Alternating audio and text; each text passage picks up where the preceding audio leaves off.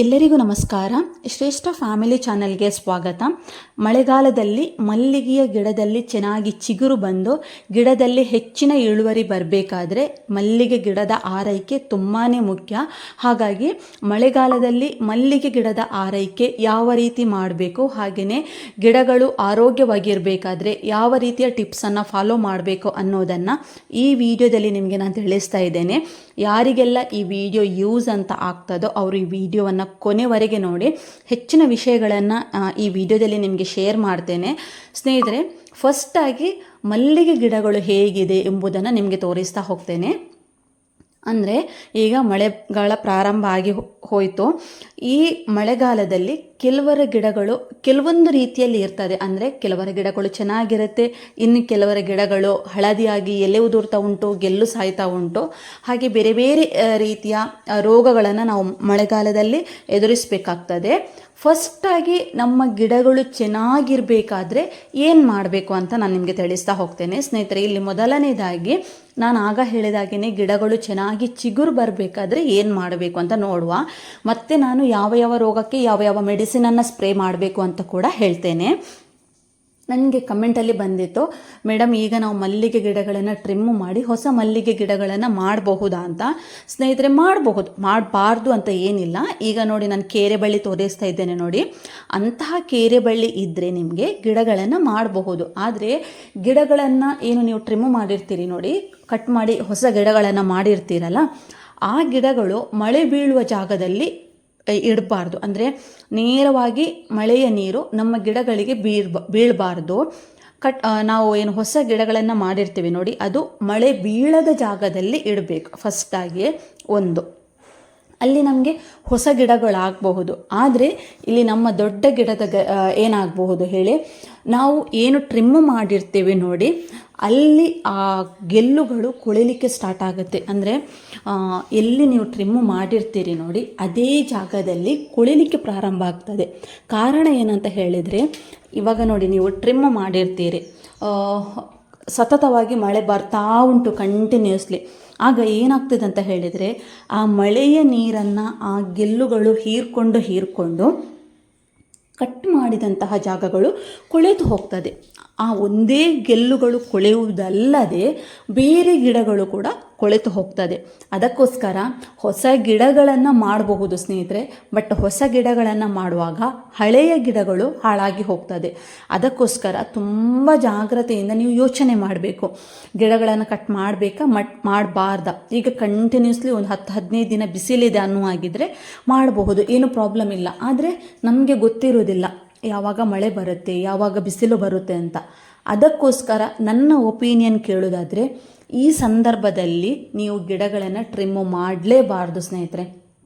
ನಾನು ಮಾಡೋದಿಲ್ಲ. ಯಾಕಂತ ಹೇಳಿದರೆ, ಇದು ನಾನು ಮಲ್ಲಿಗೆ ಗಿಡಗಳನ್ನು ನೆಟ್ಟಂತಹ ಮೊದಲ ವರ್ಷದಲ್ಲಿ ಫೇಸ್ ಮಾಡಿದಂತಹ ಪ್ರಾಬ್ಲಮ್. ಹಾಗಾಗಿ ಇದರ ಒಂದು ಅನುಭವ ನನಗಿದೆ. ಹಾಗಾಗಿ ನಾನು ಅದರ ಬಗ್ಗೆ ನಿಮಗೆ ಎಕ್ಸ್ಪ್ಲೈನ್ ಮಾಡ್ತಾ ಇದ್ದೇನೆ. ಏನೋ ನೀವು ಕೇರೆ ಬಳ್ಳಿಯಿಂದ ಮಾಡಿದಂತಹ ಗಿಡಗಳು, ಹೊಸ ಗಿಡಗಳು ಬರ್ಬೋದು.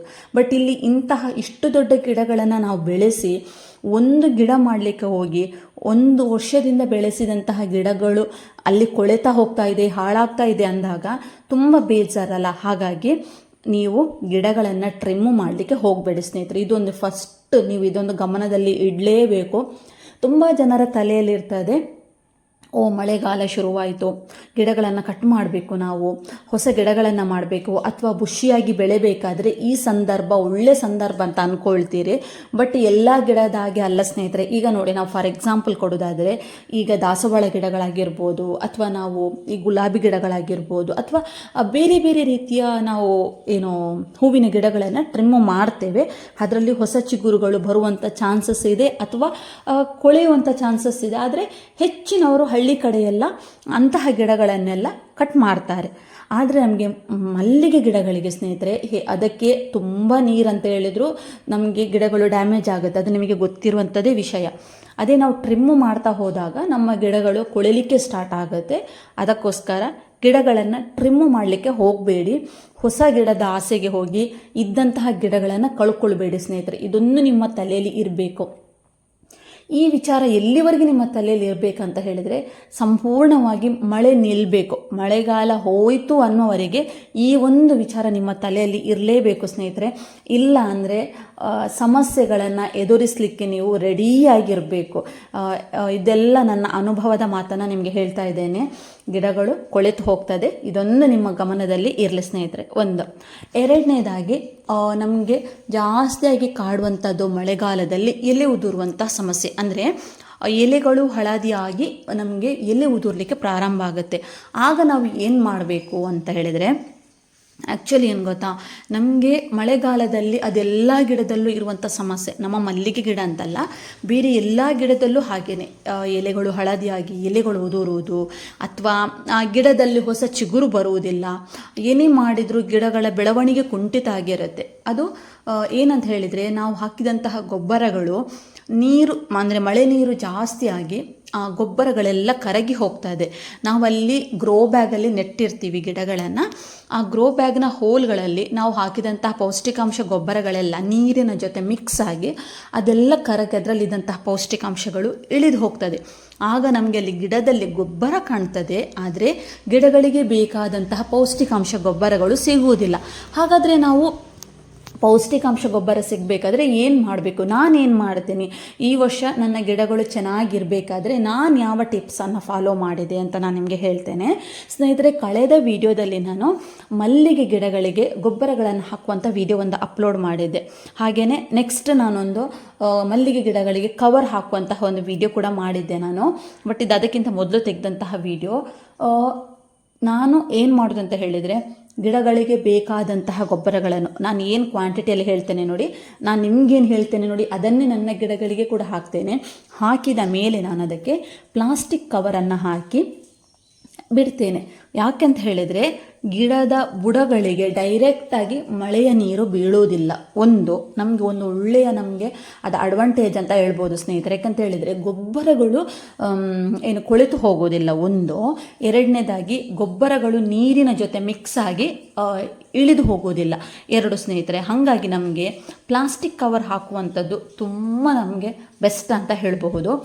ನಾನು ಅದೇ ರೀತಿ ಮಾಡೋದು ಸ್ನೇಹಿತರೆ. ಇಲ್ಲಿ ನಿಮಗೆ ಗಿಡದಲ್ಲಿ ಸೆಗಣಿ ನೀರು ಹಾಕುವಂಥದ್ದು ಕಾಣ್ತಾ ಉಂಟು ವಿಡಿಯೋದಲ್ಲಿ, ಡಿಸ್ಪ್ಲೇಯಲ್ಲಿ. ದಯವಿಟ್ಟು ಮಳೆಗಾಲದಲ್ಲಿ ಇಂತಹ ಒಂದು ತಪ್ಪನ್ನು ಮಾಡಬೇಡಿ. ಇದು ಈಗಿನ ವಿಡಿಯೋ ಅಲ್ಲ. ಹಾಗಾಗಿ ನನ್ನ ಹತ್ರ ಫಸ್ಟ್ ನಾನು ತೋರಿಸಿದಂತಹ ಗಿಡಗಳು ಈಗ ಮಳೆಗಾಲದಲ್ಲಿ ಇರುವಂತಹ ಗಿಡಗಳು. ಬಟ್ ಈ ಥರದ ಗೊಬ್ಬರಗಳನ್ನು ಹಾಕಿದರೆ ಗಿಡಗಳು ಕೊಳೆತು ಹೋಗ್ತದೆ. ಹಾಗಾಗಿ ಇದನ್ನು ಹಾಕಲಿಕ್ಕೆ ಹೋಗಬೇಡಿ ಸ್ನೇಹಿತರೆ. ಹಾಗೆಯೇ ನಾನಾಗ ಪ್ಲಾಸ್ಟಿಕ್ ಕವರ್ ಬಗ್ಗೆ ಹೇಳಿದೆ ನೋಡಿ, ಕವರ್ ಮಾಡುವಂಥದ್ದು ಗಿಡಗಳಿಗೆ. ಅದರ ವಿಡಿಯೋ ಕೂಡ ನಾನು ಅಪ್ಲೋಡ್ ಮಾಡಿದ್ದೇನೆ. ಯಾರೆಲ್ಲ ಆ ವಿಡಿಯೋವನ್ನು ನೋಡಿಲ್ಲ, ಒಮ್ಮೆ ಆ ವಿಡಿಯೋವನ್ನು ನೋಡಿ, ಆಗ ನಿಮಗೆ ಕಂಪ್ಲೀಟಾಗಿ ಡೀಟೇಲ್ಸ್ ಗೊತ್ತಾಗುತ್ತೆ ಸ್ನೇಹಿತರೆ. ಇನ್ನೊಂದು ಏನಂತ ಹೇಳಿದರೆ, ನಾನು ಆಗ ಹೇಳಿದಾಗೇ ಎಲೆಗಳು ಉದುರುವಂತಹ ಸಮಸ್ಯೆ ಸರ್ವೇ ಸಾಮಾನ್ಯವಾಗಿ ಎಲ್ಲರ ಗಿಡದಲ್ಲಿ ಕಾಣುವಂತಹ ಒಂದು ರೋಗ ಅಂತ ಹೇಳಬಹುದು. ಅದು ರೋಗ ಅಂತ ಹೇಳುವುದಾ ಅಥವಾ ಅದೊಂದು ಏನು ಹೇಳ್ತಾರೆ, ಈ ಒಂದು ಸಂದರ್ಭದಲ್ಲಿ ಆ ರೀತಿಯ ಒಂದು ಪ್ರಾಬ್ಲಮ್ ಬರುತ್ತೆ ಅಂತ ನಂಗೆ ಗೊತ್ತಿಲ್ಲ. ಯಾಕಂತ ಹೇಳಿದರೆ ಮಳೆಗಾಲದಲ್ಲಿ ಗಿಡಗಳು ಹಳದಿಯಾಗಿ ಎಲೆಗಳು ಉದುರಲಿಕ್ಕೆ ಪ್ರಾರಂಭ ಆಗುತ್ತೆ. ಲೈಟಾಗಿ ಗಿಡಗಳು ಹಳದಿಯಾಗಿ ಎಲೆಗಳು ಉದುರಿದರೆ ಏನೋ ಪ್ರಾಬ್ಲಮ್ ಇಲ್ಲ. ಬಟ್ ದಿನ ಹೋಗ್ತಾ ಇದ್ದಾಗೇ ತುಂಬ ಎಲೆಗಳು ಉದುರ್ತಾ ಇದೆ, ಗಿಡಗಳ ಬಣ್ಣ ಎಲ್ಲ ಕಲರ್ ಚೇಂಜ್ ಆಗ್ತಾ ಇದೆ ಅಂದಾಗ ನೀವು ಇಮಿಡಿಯೇಟ್ ಗಿಡಗಳನ್ನು ಒಂದು ರೀಪಾಟ್ ಮಾಡಿ ಒಂದು ಒಳ್ಳೆ ಗೊಬ್ಬರವನ್ನು ಹಾಕಿ ಅದಕ್ಕೆ ಪ್ಲಾಸ್ಟಿಕ್ಕನ್ನು ಕವರ್ ಮಾಡಿ ನೀರು ಬೀಳದ ಜಾಗದಲ್ಲಿ ಆ ಗಿಡಗಳನ್ನ ಇಟ್ಟರೆ ಖಂಡಿತವಾಗಿಯೂ ಗಿಡ ಸೇಫಾಗಿ ಇರ್ತದೆ. ಇಲ್ಲದೇ ಇದ್ದಲ್ಲಿ ಮಳೆಗಾಲದಲ್ಲಿ ಗಿಡಗಳು ಹಾಗೇನೆ ಅಂತ ಬಿಟ್ಟರೆ ಗಿಡಗಳು ಅಲ್ಲಿ ಕುಳಿತು ಹೋಗುವಂಥ ಚಾನ್ಸಸ್ ಇರ್ತದೆ. ಅಂದರೆ ಏನು ಗೊತ್ತಾ, ಈಗ ಗಿಡದ ಎಲೆಗಳು ಉದುರುವುದು ನಮಗೆ ಕಾಣ್ತದೆ, ಗಿಡದ ಬೇರುಗಳು ಕೊಳೆತರೆ ನಮಗೆ ಗೊತ್ತಾಗೋದಿಲ್ಲ. ಗಿಡದ ಅಡಿ ಭಾಗದಿಂದಲೇ ನಮಗೆ ಕೊಳೆತಾ ಬಂದರೆ ಫಸ್ಟಾಗಿ ಗಿಡಗಳ ಬಣ್ಣ ಕಲರ್ ಚೇಂಜ್ ಆಗುತ್ತೆ, ಎಲೆಗಳು ಉದುರುತ್ತೆ, ಆಮೇಲೆ ಗಿಡಗಳ ಬೆಳವಣಿಗೆ ಕುಂಠಿತ ಆಗುತ್ತೆ. ಆಮೇಲೆ ದಿನ ಹೋಗ್ತಾ ಇದ್ದಾಗೇ ಗಿಡಗಳು ಎಲ್ಲ ಚೇಂಜಸ್ ಆಗ್ತದೆ. ಅದು ಏನಂತ ಹೇಳಿದರೆ ಬೇರುಗಳು ಕೊಳೆಯಲಿಕ್ಕೆ ಪ್ರಾರಂಭ ಆಗುತ್ತದೆ. ಬೇರುಗಳು ಕೊಳೆತಾ ಗಿಡಗಳು ಮೇಲೆ ಕೊಳೆಯಲಿಕ್ಕೆ ಪ್ರಾರಂಭ ಆಗುತ್ತೆ. ಒಮ್ಮೆ ಗಿಡ ಕೊಳೆಯಲಿಕ್ಕೆ ಪ್ರಾರಂಭ ಆದರೆ ಸ್ನೇಹಿತರೆ ಮತ್ತೆ ನೀವು ಏನೇ ಮಾಡಿದರೂ ಗಿಡಗಳನ್ನು ನಾವು ಬಚಾವ್ ಮಾಡಲಿಕ್ಕೆ ಖಂಡಿತವಾಗಿಯೂ ಸಾಧ್ಯ ಇಲ್ಲ. ಹಾಗಾಗಿ ಗಿಡಗಳನ್ನು ಕುಳಿಲಿಕ್ಕೊಂದು ಬಿಡಬೇಡಿ ಸ್ನೇಹಿತರೆ. ತೀರಾ ಮಳೆ ಬರ್ತಾ ಇದ್ದರೆ ಏನಾದರೂ ಅದಕ್ಕೊಂದು ವ್ಯವಸ್ಥೆ ಮಾಡಿ.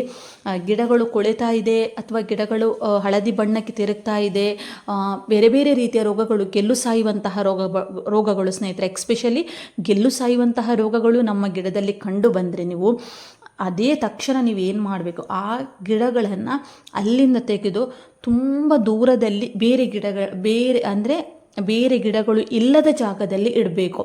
ಅಲ್ಲಿ ಇಟ್ಟರೆ ಏನಾಗುತ್ತೆ ಅಂತ ಹೇಳಿದರೆ, ಆ ಗೆಲ್ಲು ಸಾಯುವಂತಹ ರೋಗ ಉಂಟು ನೋಡಿ, ಅದು ನಮಗೆ ಇನ್ನೊಂದು ಗಿಡಗಳಿಗೆ ಸ್ಪ್ರೆಡ್ ಆಗ್ತಾ ಹೋಗ್ತದೆ. ಅದಕ್ಕೋಸ್ಕರ ಎಲ್ಲಾದರೂ ನಿಮ್ಮ ಗಿಡದಲ್ಲಿ ಗೆಲ್ಲು ಸಾಯುವಂತಹ ರೋಗ ಯಾವುದಾದ್ರೂ ಗಿಡದಲ್ಲಿ ಇದ್ದರೆ ಇಮಿಡಿಯೇಟಾಗಿ ಆ ಗಿಡವನ್ನು ಅಲ್ಲಿಂದ ತೆಗೆದು ಯಾವುದೇ ಗಿಡಗಳು ಇಲ್ಲದ ಜಾಗದಲ್ಲಿ ಇಡಿ. ಯಾಕಂತ ಹೇಳಿದರೆ ಒಂದು ಗಿಡಗಳನ್ನು ಕಳ್ಕೊಳ್ಳುವ ಜಾಗದಲ್ಲಿ ಇದ್ದ ಎಲ್ಲ ಗಿಡಗಳನ್ನು ಕಳ್ಕೊಳ್ಬೇಕಾಗ್ತದೆ. ಅದಕ್ಕೋಸ್ಕರ ನೀವು ಏನು ಮಾಡಬೇಕು, ಅದರ ಪ್ಲೇಸನ್ನು ಒಂದು ಚೇಂಜ್ ಮಾಡಿಬಿಡಿ ಸ್ನೇಹಿತರೆ. ಹಾಗೆಯೇ ಸ್ನೇಹಿತರೆ, ಇನ್ನೊಂದು ಏನಂತ ಹೇಳಿದರೆ ಚುಕ್ಕಿ ರೋಗ. ನಮಗೆ ಮಳೆಗಾಲದಲ್ಲಿ ತುಂಬ ನಮಗೆ ಕಾಣುವಂತಹ ರೋಗ ಅಂತ ಹೇಳಿದರೆ ಚುಕ್ಕಿ ರೋಗ. ಅದಕ್ಕೋಸ್ಕರ ನೀವು ಸ್ಪ್ರೇ ಮಾಡಲಿಕ್ಕೆಲ್ಲ ಹೋಗಬೇಡಿ. ಯಾಕಂತ ಹೇಳಿದರೆ ಮಳೆಗಾಲದಲ್ಲಿ ನಾವು ಯಾವುದೇ ಗೊಬ್ಬರ ಆಗಿರ್ಬೋದು, ಮೆಡಿಸಿನ್ ಆಗಿರ್ಬೋದು, ಅಥವಾ ಹುಳಗಳಿಗೆ ಸ್ಪ್ರೇಗಳನ್ನು ಮಾಡಿದಾಗ ನಮಗೆ 100ರಲ್ಲಿ 100 ರಿಸಲ್ಟ್ ಸಿಗುವುದಿಲ್ಲ ಸ್ನೇಹಿತರೆ. ಒಂದು ವಿಷಯ ಏನಂತ ಹೇಳಿದರೆ ಮಳೆ ಯಾವಾಗ ಬರ್ತದೆ ಅಂತ ಹೇಳಲಿಕ್ಕೆ ಸಾಧ್ಯ ಇಲ್ಲ.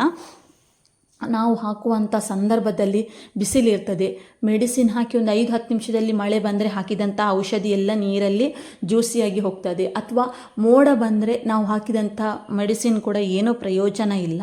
ಹಾಗಾಗಿ ಚುಕ್ಕಿ ರೋಗ ಬಂದರೆ ನೀವೇನು ವರಿ ಮಾಡಲಿಕ್ಕೆ ಹೋಗಬೇಡಿ. ಮಳೆ ಕಡಿಮೆ ಆದ ನಂತರ ಅದಕ್ಕೊಂದು ಒಳ್ಳೆ ಸ್ಪ್ರೇಗಳನ್ನು ಹಾಕ್ಬೋದು. ಇಲ್ಲದೇ ಇದ್ದಲ್ಲಿ ಚುಕ್ಕಿ ರೋಗ ಇದೆ, ಮಳೆ ಇಲ್ಲ, ಚೆನ್ನಾಗಿ ಬಿಸಿಲು ಇದೆ ಅಂತ ಅಂದರೆ ನೀವು ಫೇಗಸಸ್ಸನ್ನು ನೀವು ಸ್ಪ್ರೇ ಮಾಡ್ಬೋದು, ಏನು ಪ್ರಾಬ್ಲಮ್ ಇಲ್ಲ ಸ್ನೇಹಿತರೆ. ಅಥವಾ ಮೋನೋಸಿಲ್ ಅಂತ ಬರುತ್ತೆ, ಮೋನೋಸಿಲ್ಲನ್ನು ಕೂಡ ನೀವು ಸ್ಪ್ರೇ ಮಾಡ್ಬೋದು. ಖಂಡಿತ ನಮಗೆ ಅದರಲ್ಲಿ ಒಳ್ಳೆ ರಿಸಲ್ಟ್ ಸಿಗ್ತದೆ. ಹಾಗೆಯೇ ಇನ್ನೊಂದು ಏನಂತ ಹೇಳಿದರೆ ಸುಟ್ಟು ರೋಗ. ನಾನಾಗ ಹೇಳಿದಾಗೇ ಬೇರೆ ಬೇರೆ ರೀತಿಯ ರೋಗಗಳು ಕಾಣ್ತದೆ. ಬೇಸಿಗೆ ಕಾಲದಲ್ಲಿ ಅಲ್ಲ, ಮಳೆಗಾಲದಲ್ಲಿ ಬೇರೆ ಬೇರೆ ರೀತಿಯ ಸಮಸ್ಯೆಗಳು ಕಾಣ್ತದೆ. ಅದರಲ್ಲಿ ಇನ್ನೊಂದು ಸಮಸ್ಯೆ ಏನಂತ ಹೇಳಿದರೆ ಗಿಡಗಳು ಸುಟ್ಟು ಹೋಗುವಂತಹ ರೋಗಗಳು ಕಾಣ್ತದೆ. ಸುಟ್ಟು ರೋಗ ಬಂದರೂ ಹಾಗೆಯೇ ಸ್ನೇಹಿತರೆ, ನಮ್ಮ ಗಿಡದ ಬೆಳವಣಿಗೆ ಕುಂಠಿತ ಆಗ್ತದೆ ಮತ್ತು ಗಿಡದಲ್ಲಿ ಇಳುವರಿ ಕಡಿಮೆ ಆಗ್ತದೆ. ಹಾಗೆ ಬೇರೆ ಬೇರೆ ರೀತಿಯ ಸಮಸ್ಯೆಗಳು ನಮಗೆ ಕಾಣಲಿಕ್ಕೆ ಪ್ರಾರಂಭ ಆಗುತ್ತೆ. ಹಾಗಾಗಿ ಸುಟ್ಟು ರೋಗ ಬಂದ ತಕ್ಷಣ ನೀವು ಗಿಡಗಳಿಗೆ ಬಾವಸ್ಟಿನನ್ನು ಸ್ಪ್ರೇ ಮಾಡಿ. ಆದರೆ ನಾನು ಹೇಳಿದಂತಹ ರೋಗಗಳಿಗೆ ಅದಕ್ಕೆ ಬೇಕಾದಂತಹ ಮೆಡಿಸಿನ್ ಕೂಡ ಹೇಳಿದೆ. ಅದನ್ನು ಹಾಕುವಾಗ ಮಳೆ ಬರಬಾರ್ದು, ಮೋಡ ಇರಬಾರ್ದು, ಚೆನ್ನಾಗಿ ಬಿಸಿಲಿರಬೇಕು, ಸ್ಟ್ರಾಂಗ್ ಆಗಿರುವಂತಹ ಬಿಸಿಲಿರಬೇಕು. ಆಮೇಲೆ ನಿಮ್ಮ ಗಿಡಗಳಿಗೆ ಹಾಕಬೇಕು. ಇಲ್ಲದೇ ಇದ್ದಲ್ಲಿ ನಾನು ಹೇಳಿದಂತಹ ಮೆಡಿಸಿನ್ ನಿಮಗೆ ಖಂಡಿತ ವರ್ಕ್ ಆಗೋದಿಲ್ಲ. ನಾನು ಹೇಳಿದಂತಹ ಮೆಡಿಸಿನ್ ಆಲ್ರೆಡಿಯಾಗಿ ನನ್ನ ವಿಡಿಯೋದಲ್ಲಿ ಅಪ್ಲೋಡ್ ಮಾಡಿದ್ದೇನೆ. ಹಾಗಾಗಿ ಅದರ ಬಗ್ಗೆ ನಾನು ನಿಮಗೆ ಜಾಸ್ತಿ ಎಕ್ಸ್ಪ್ಲೇನ್ ಮಾಡಲಿಲ್ಲ. ಬೇಕಿದ್ದಲ್ಲಿ ಹೇಳಿ, ಖಂಡಿತ ನೆಕ್ಸ್ಟ್ ನಾನು ವಿಡಿಯೋ ಮಾಡಿ ನಿಮಗೆ ತಿಳಿಸ್ತೇನೆ. ಹಾಗೆಯೇ ಸ್ನೇಹಿತರೆ, ಬಾವಸ್ಟಿನ್ ಹೇಳಿದೆ, ಮೋನೋಸಿಲ್ ಹೇಳಿದೆ. ಆಮೇಲೆ ನಿಮಗೆ ನಾನು ಹೂವಾಗುವಂಥ ಸ್ಪ್ರೇ ಹೇಳಲಿಲ್ಲಲ್ಲ ಸ್ನೇಹಿತರೆ. ಹೂವಾಗುವಂಥ ಸ್ಪ್ರೇ ಮಳೆಗಾಲದಲ್ಲಿ ಹಾಕುವುದಾದರೆ ಹಾಕ್ಬೋದು. ಸುಜಾಲ ಅಂತ ಇದೆ, ಅದನ್ನು ಹಾಕ್ಬೋದು. ನಾನು ಒಮ್ಮೆ ಹಾಕಿದ್ದೇನೆ, ನೋಡುವ ಅದರ ರಿಸಲ್ಟ್ ಹೇಗಿದೆ ಅಂತ. ರಿಸಲ್ಟ್ ಬಂದ ನಂತರ ನಿಮಗೆ ನಾನು ತಿಳಿಸ್ತೇನೆ. ಆದರೆ ನಾನು ಮೋನೋಸಿಲ್ ಆಮೇಲೆ ಬಾವಸ್ಟಿನೆಲ್ಲ ನನ್ನ ಗಿಡಗಳಿಗೆ ಹಾಕಿದ್ದೇನೆ. ಮಳೆಗಾಲದಲ್ಲಿ ನಮ್ಮ ಗಿಡಗಳು ಚೆನ್ನಾಗಿ ಚಿಗುರು ಬಂದು ಗಿಡ ತುಂಬ ಹೂ ಬರಬೇಕಾದ್ರೆ ಬೆಸ್ಟ್ ಅಂತ ಹೇಳಿದರೆ ಬಿ ಸ್ಟಾರ್, ಎರೆಹುಳ ಗೊಬ್ಬರ, ಕಾಂಪೋಸ್ಟ್ ಗೊಬ್ಬರ ಇದನ್ನೆಲ್ಲ ಹಾಕಿದರೆ ಖಂಡಿತ ನಮ್ಮ ಗಿಡದಲ್ಲಿ ಹೆಚ್ಚಿನ ಇಳುವರಿ ಬಂದು ನಮಗೆ ಲಾಭದಾಯಕವನ್ನು ಗಳಿಸ್ಬೋದು ಅಂತ ಹೇಳ್ಬೋದು ಸ್ನೇಹಿತರೆ. ಇಷ್ಟೆಲ್ಲ ಮಳೆಗಾಲದಲ್ಲಿ ನಮ್ಮ ಮಲ್ಲಿಗೆ ಗಿಡದಲ್ಲಿ ಬರುವಂತಹ ಸಮಸ್ಯೆಗಳಿಗೆ ನಾನು ಯಾವೆಲ್ಲ ಸ್ಪ್ರೇಗಳನ್ನು ಹಾಕಬೇಕು ಅಂತ ಹೇಳಿದೆ. ನಾನು ಹೇಳಿದಂತಹ ಮೆಡಿಸಿನನ್ನು ಆಯಾಯ ರೋಗಕ್ಕೆ ನೀವು ಸ್ಪ್ರೇ ಮಾಡಿ ಗಿಡಗಳ ಆರೈಕೆನ ಚೆನ್ನಾಗಿ ಮಾಡಿದರೆ ಖಂಡಿತವಾಗಿಯೂ ನಿಮಗೆ ಮಳೆಗಾಲದಲ್ಲಿಯೂ ಕೂಡ ಹೆಚ್ಚಿನ ಇಳುವರಿಯನ್ನು ಪಡೆಯಲು ಸಹಾಯ ಮಾಡುತ್ತೆ. ಅದರಲ್ಲಿ ಯಾವುದೇ ರೀತಿಯ ಡೌಟ್ ಬೇಡ ಸ್ನೇಹಿತರೆ.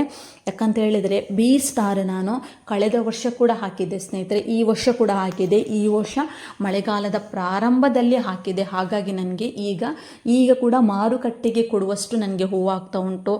ವೆರಿ ಹ್ಯಾಪಿ ಸ್ನೇಹಿತರೆ. ನನಗೆ ಈ ವರ್ಷ ಮಳೆಗಾಲದಲ್ಲಿ ಯಾವಾಗಲೂ ಅಷ್ಟೇ, ನನಗೆ ಮಳೆ ಸ್ಟಾರ್ಟ್ ಆಗುತ್ತೆ ಅಂತ ಅಂದರೆ ನನಗೆ ಒಂಥರ ಬೇಜಾರು.